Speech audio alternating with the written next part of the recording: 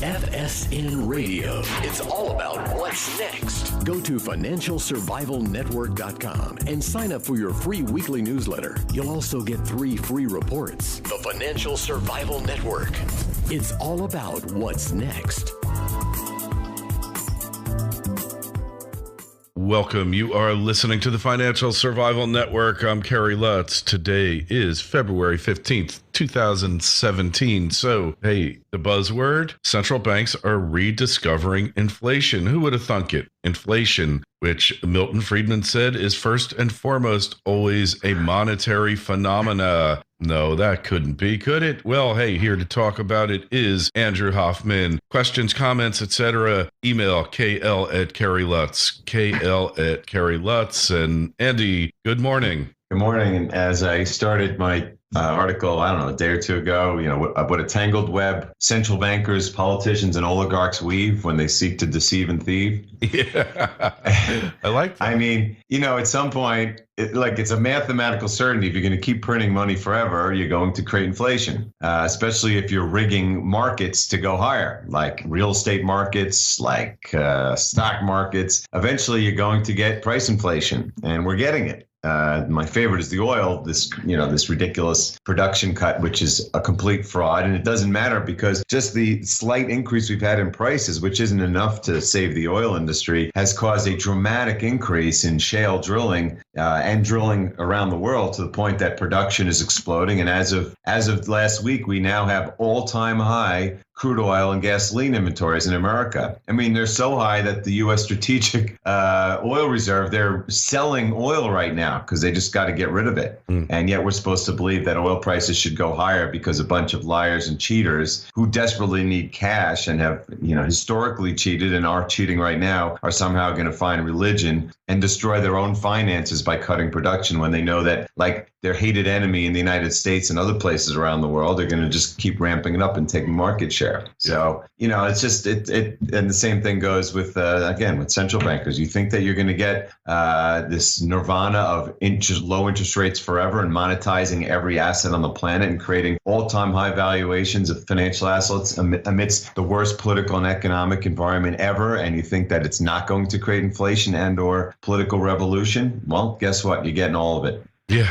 All of it. I mean, it's just amazing. It's amazing to me that it took this long for the really high inflation in terms of the definition being higher consumer prices. How could it take this long? I mean, we're looking at, it's already, 8 years since 7.5 years since the crash, Andy. Yeah, and the biggest increases, of course, are in those, need versus want items. I mean, I just saw an article today. I couldn't believe it because I knew that the real estate, the residential real estate price index had just hit a new all-time high in November, like just before rates spiked higher, meaning literally we passed the peak of the 2007 bubble that destroyed the world. Correct. And you think, well, what has happened in the last 10 years? I mean, the economy is unquestionably at its worst that it's ever been in our lifetime. So how could that happen aside from, of course, the negative interest rates and the QE and stuff like that? I mean, think about what a bubble it is to beat the past bubble in this environment. But then I saw today something that shocked me even more. Even you were shocked. What's that? Even you were shocked. Yeah, it's hard to shock me. But put it this way, and this is on a day where we learned that Warren Buffett sold all of his Walmart stock, and this is exactly what we were talking about last week. My audio blog about the shocking new world order where all these old school jobs are going to be gone. I mean, who needs Walmart when you're going to have Amazon that does everything cheaper and for, with less labor? And delivers it to your door. On this very day, I saw that the commercial real estate price index not only has surpassed the peak from 2007 and 8, it's 20% higher. 20% higher than the peak of economic activity and bubble in 2008. And again, we're talking about commercial real estate, which includes all of these retail malls, which I'm talking about with Walmart. People are not going shopping anymore. These things are, the debt on these things is now over $2 trillion. It's up like 20 or 30% from the financial crisis. And yet all these properties are going to be bankrupted. I mean, you talk about bubbles of epic proportions. It's nuts. I mean, it's really insane. And yet here we are, right? Yeah. And yeah, you see these inflation numbers, they can't stop them. And yes, energy is a big part of it. But it's not just energy. I mean, rent is at an all-time high. Insurance, an all-time high, led by health insurance. And I assure you, there's going to be no repeal. I mean, repeal. How do you repeal the most biggest gargantuan bureaucratic socialist experiment in history? Would you just say, okay, we're done with it? So that's, everyone's going up to 30-40% per year, probably more than that if you include the increase in deductibles and all the other the fees that get involved. And of course, insurance of all kinds are going up because the negative interest rates are causing them to pass these things through. And now you have energy prices going up, although I don't think that's going to last. And, what's the common denominator? Money printing. And, look at what's going on in Europe. You have Germany just reported its highest inflation in 5 years. Germany's the one who are against what the ECB is doing. The problem is that they have their election coming up in September, where Angela Merkel is probably going to lose. So they don't want to rock the boat. But the point is inflation is killing the Eurozone. And now that the U.S. inflation is causing the dollar to have its best winning streak in 5 years. Yeah. What do you think it's doing to inflation in Europe and the rest of the world? It's causing it to go higher as I watch the euro again starting to flirt again with that multi-decade low of about 1.047. Right now it's at 1.057. And then, you have all these elections coming up. I just read today that the odds of Geert Wilders winning in the Netherlands next month. And this guy, he's not just anti-Euro. I mean, he's like a blatantly bigoted anti-Muslim. I mean, his odds of winning are not 6-1; they're 1-6. I mean, this guy is gonna win next month. And now Marine Le Pen's odds are twice as high as Trump's or the Brexit's ever were. Yeah, I mean, she's gonna win. I mean, I don't think there's any question, unless they really get together the last minute and totally rig the election. Marine Le Pen is going to win it, Andy. No, they can't do that. They would have rigged our election if they could, and they would have rigged the Brexit. No, I've said for 2 years she's going to win. And I mean, it's not just like Trump comes out and says, well, yeah, I'm against the strong dollar. She's out there saying, I am in. We are out of the franc. I already have plans to go out of the euro. Right. For plans to go back to the franc. I mean, this is like Grexit times 20. And by the way, the Grexit's going to be this year.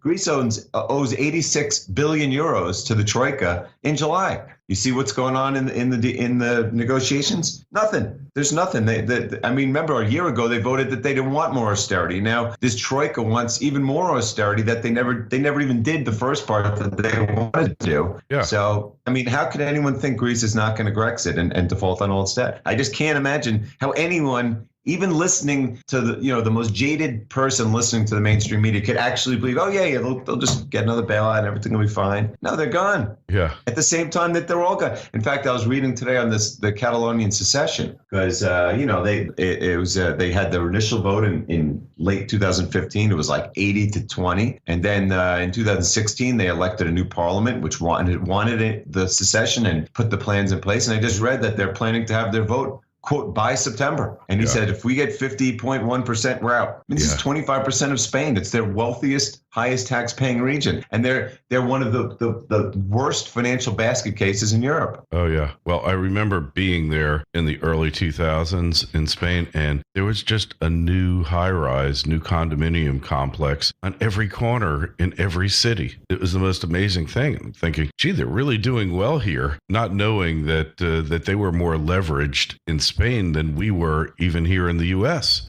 Everybody in Europe went into hock to buy one of these Spanish condos, vacation condos, and then the first sign of trouble, they crashed worse than the U.S. did.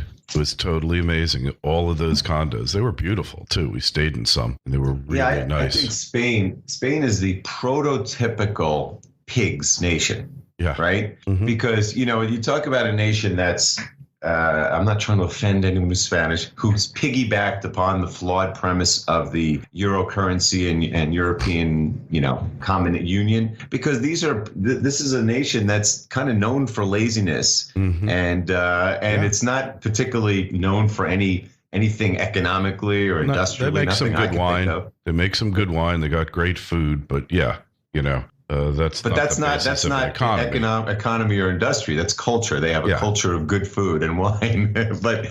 but I mean, they have one of the most massive real estate bubbles in history, and this is a nation that so would not be able to do this without the euro. I mean, without the European Union, they're dead. And I mean, I just read today another thing, right? I didn't even realize there's so much stuff going on.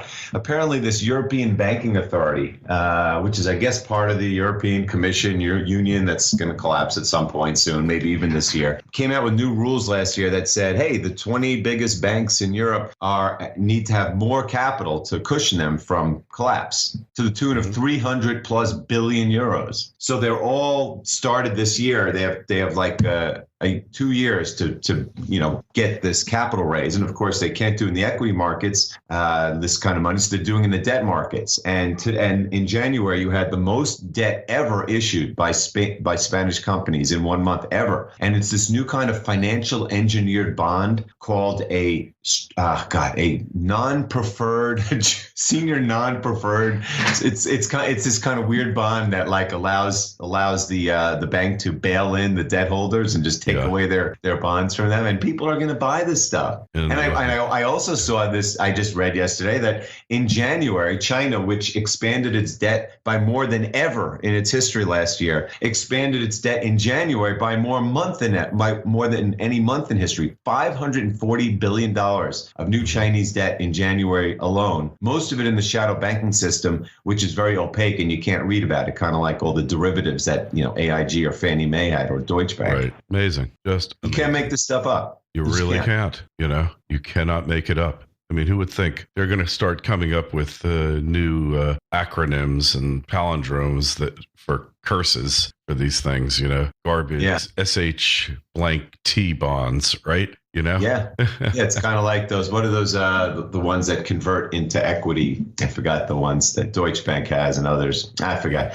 but it's another kind of toxic bond. But on another note, I see the data this morning coming out here again, exploding consumer price inflation, way above the Fed's numbers. So again, it's kind of like back in December. They're going to have to raise just because the inflation numbers are getting so outrageous that they're going to have to. But of course, what have I said about 2.5% on the 10-year yield? 2.5% enough said. It doesn't matter how much inflation there is. It doesn't matter how much they want to pretend the economy is getting better. And if you saw today's housing data and mortgage data and industrial production data, it is not. The fact is, rates cannot go higher, or the whole economy crashes of the entire world instantaneously. And sure enough, yesterday when Janet Yellen said absolutely nothing, as she always does, rates went up to 250 and came down. Today, retail sales soared.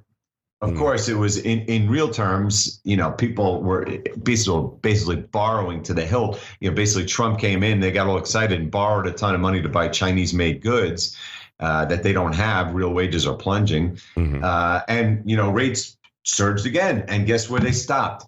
2.5. And they came right back down again because above 2.5%, just like when I predicted the top of 3% 3 years ago, that's it for the economy. That's it for the government. That's it for Trump's inflation trade, his infrastructure plan. I mean, how do you finance this stuff with higher rates? Every tiny increase in interest rates kills everything. Look at the mortgage and refinancing applications plunging today. Look at the housing market index that just came out a few minutes ago, plunging. You can't pretend there's a good economy that's based on anything other than zero interest rates around the world. And of course, now we have the inflation that's coming with it. So what do you do, Janet? Yeah, rock in a hard place, huh? Yeah, I mean, it's, they talk about the coming, battle between Janet Yellen and Trump. I mean, again, Trump is not draining the swamp. Trump needs interest rates low, worse than any person on the planet, not just for his agenda, which is impossible to start with, but for his personal fortune. Trump will go bankrupt if interest rates surge. He will. He's been bankrupt before, and he will again, because that's the kind of business he has. Again, commercial real estate in the biggest real estate bubble ever, and he's in the high-end part of that stuff that'll get hit the hardest. So again, we're talking about an epic battle that's about to come up between the Federal Reserve and the government and the executive branch. And but they can't control the fact that inflation is this wild card that it's out of both of their controls. They can pretend all they want about how they want rates to be high or low, but the fact is that the money is starting to circulate in the system. The velocity is getting dangerous, and this recent surge in the dollar, because of this inflation that's causing people to flow into the safe haven status of the dollar, is only going to make things worse, because around the world, I mean, today currencies are crashing. I mean, think about all those people, again, in Europe who have to vote, in Holland and France and all these places, who are looking today at the euro and going, oh, my God, the euro is crashing. That means even more inflation to me. I'm even more pissed off. Yeah. Oh, yeah. Yeah, the times are getting interesting. That's for sure, huh? Yes. Yes, 2017, as I said in the beginning, it's based on 3 articles. It will be the year of money printing, draconian government decree, and monetary revolution. Yeah. Well, it's looking more like it now than ever, huh? Absolutely. Yeah. So we're getting closer, though. It's getting closer. Something has to give, Kerry. Yeah. Something has to give. You can't just keep doing this stuff forever without something catastrophic happening. And the thing is, how many times can I talk about that? The United States is just 300 million people here, and that's why the whole concept, among other things, of if the dollar goes up, it's bad for gold. No, if the dollar goes up, it means all the other currencies in the world are going down, which is why the price of gold is at near, or in many cases well above, previous highs in pretty much every currency. I mean, in Japan, it's like 9% from the all-time high. In euro, it's maybe 15%, and in much of the second and third world, it's at an all-time high. These people are buying gold right now. There was record demand around the world in 2016 at a time where production came down in both gold and silver, and will continue to plummet. Gold's going to go down 25% in the next decade, the production of gold. Do you think there's going to be any supply out there? All the inventories have been drained. Look, Germany just finally got its gold back after 3 years, except it's not the same gold. There's no inventory of gold to speak of to sell anymore. It's all been sold. Yeah, all been sold. It's all gone. Yeah. How can that gold be their gold, right? We know that it can't possibly be. Right? It's a mathematical certainty of what's happened, of why the gold can't be there. Yeah. Yeah, we pretty much know that. So, yeah, it's just a matter of time here. So where are we going to be in 6 months here, Andy? 6 months? Yeah. Well, I can assure you that the cumulative purchasing power of the world's fiat currencies will be a lot lower than it is today. I couldn't tell you what the exchange rates will be. If I had to guess, I'd say the dollar will be higher against other currencies, not against real items of value, though. And I'd say that 6 months from now, we'll probably have revolutionary political change in France, in Holland, possibly in Italy by then, because they have to announce the elections sometime, by this summer. Maybe in Catalonia they'll have had their September election, and then of course in Germany. Although that one, I don't think the guy who they say Schultz, who's probably going to beat Merkel, this Schäuble, the finance guy, just called him Germany's Donald Trump. I don't think he's really that radical, but I mean, you're going to see. I think the beginning of the end of the European Union is this year. Certainly 6 months from now, we'll probably see that. Yeah, you can't be surprised by it, huh? No, and who knows what will happen in China? I mean, if the dollar keeps going up, China's going to devalue the yuan. They're going to devalue it below 7 or above 7 to the dollar. 7, yeah. What's that going to do? They've been fighting. How's that going to change the world? Right, they've been fighting that one for quite some time, huh? Yeah, I mean, their currency reserves just went under $3 trillion. Remember, probably 2/3 of that is already encumbered. They don't have that much left. And so they can't fight this. If the dollar keeps going up, they're going to have to devalue to save with quotes around it, their economy, which is only going to create more flows, capital flows out of the country, and then eventually they're going to have to devalue. I was talking to someone yesterday who said some economists think that if they free floated the yuan, it would go up. I'm like, what are you guys, nuts? First of all, you see all the capital flowing out of China. It's because the offshore yuan and the people know that the yuan should be lower. They are in the biggest bubble in history, bigger than even our bubble. So yeah, down the road, China's going to be a much bigger player in the world because they have the manufacturing and, as we'll find out one day, the gold and probably the Bitcoin. But right now, they have the biggest bubble ever, and it's going to collapse spectacularly. And if they let go of that peg for a second, forget it. It would plunge. Yeah. Going to be interesting times ahead. So buy gold, buy Bitcoin, and get ready. That's about all we can tell you. So go over to milesfranklin.com and sign up for Andy's daily missive and his frequent audio blogs. Go over to financialsurvivalnetwork.com, sign up for ours. And hey, any comments, questions, feedback, KL@KerryLutz.com. That's KL@KerryLutz.com. Twitter feed is @KerryLutz. The Facebook page is Financial Survival Network. Andy, we will catch up with you again, same time, same place on next Wednesday. All right. Same bat channel. Yeah, same. I was just thinking that.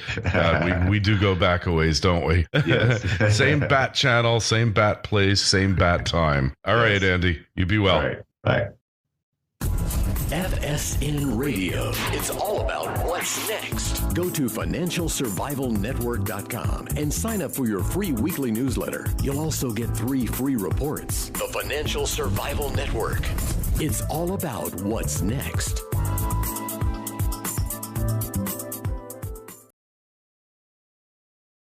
KL@KerryLutz. And Andy, good morning. Good morning. And as I started my article, I don't know, a day or two ago, what a tangled web central bankers, politicians, and oligarchs weave when they seek to deceive and thieve. Yeah, I like that. I mean, at some point, it's a mathematical certainty. If you're going to keep printing money forever, you're going to create inflation, especially if you're rigging markets. Production is exploding. And as of last week, we now have all-time high crude oil and gasoline inventories in America. I mean, they're so high that the U.S. Strategic Oil Reserve, they're selling oil right now because they just got to get rid of it. And yet we're supposed to believe that oil prices should go higher because a bunch of liars and cheaters who desperately need cash and have, historically cheated and are cheating right now. Today is February 15th, 2017. So, hey, the buzzword, central banks are rediscovering inflation. Who would have thunk it? Inflation, which Milton Friedman said is first and foremost always a monetary phenomena. No, that couldn't be, could it? Well, hey, here to talk about it is Andrew Hoffman. Questions, comments, etc. Email KL@KerryLutz. Go higher, like real estate markets, like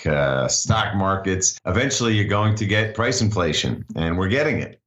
My favorite is the oil, this ridiculous production cut, which is a complete fraud. And it doesn't matter because just the slight increase we've had in prices, which isn't enough to save the oil industry, has caused a dramatic increase in shale drilling and drilling around the world to the point that production. FSN Radio. It's all about what's next. Go to financialsurvivalnetwork.com and sign up for your free weekly newsletter. You'll also get 3 free reports. The Financial Survival Network. It's all about what's next. Welcome. You are listening to the Financial Survival Network. I'm Kerry Lutz. Today